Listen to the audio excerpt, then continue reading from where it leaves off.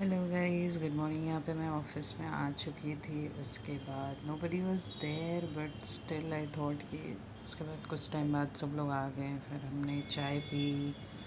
उसके बाद मैं लॉग इन करने, उसके बाद से क्या हुआ कि हम लोग का डिबेट हो रहा था। गेस व्हाट गाइस, कि किस चीज़ पर डिबेट हो रहा था।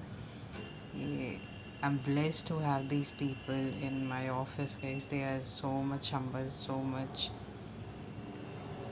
उसके बाद वापस से डिबेट शुरू ही चल रहा था। अब गेस करो। उसके बाद फिर मैं आ गई यहाँ पे लॉगिन करने अपना अकाउंट, बिकॉज़ हमें लीड्स आती हैं। आप गेस करके बताओ कि मैं किस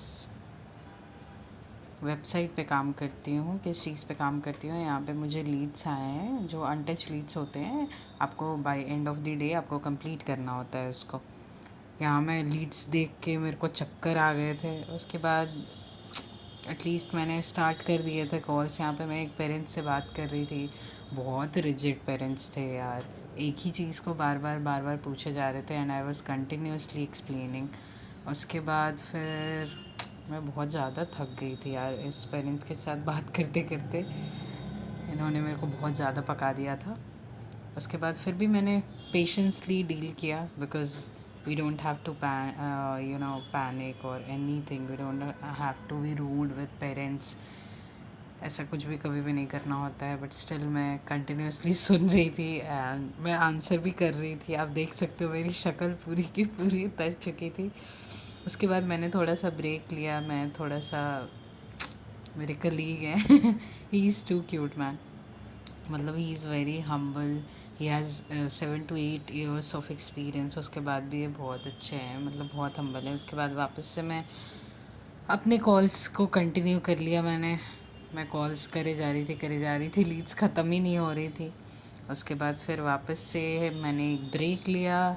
उसके बाद Gaurav sir is making coffee first. अब बहुत ज़्यादा सीरियस मॉल था, आई डोंट नो क्यों केबिन में। उसके बाद मेरी हंसी नहीं रुक रही थी।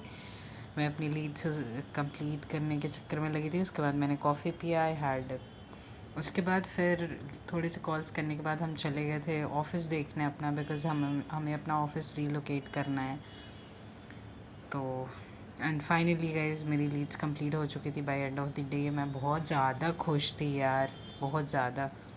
बहुत डिफ़िकल्ट होता है आपको 300 to 400 लीड्स एक दिन में कंप्लीट करने। उसके बाद मैं ऑफ़िस से निकल गई। मैंने यहाँ पे दीदी के लिए बटाटा पूरी लिया।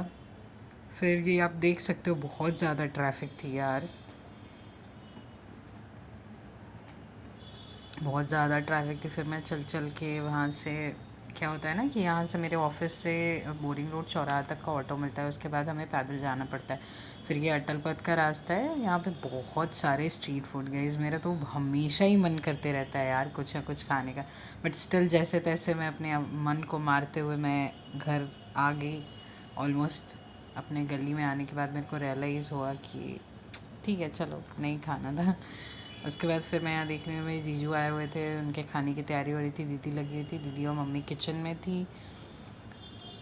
मैंने थोड़ा सा मम्मी को परेशान किया, दीदी को परेशान किया थोड़ा सा।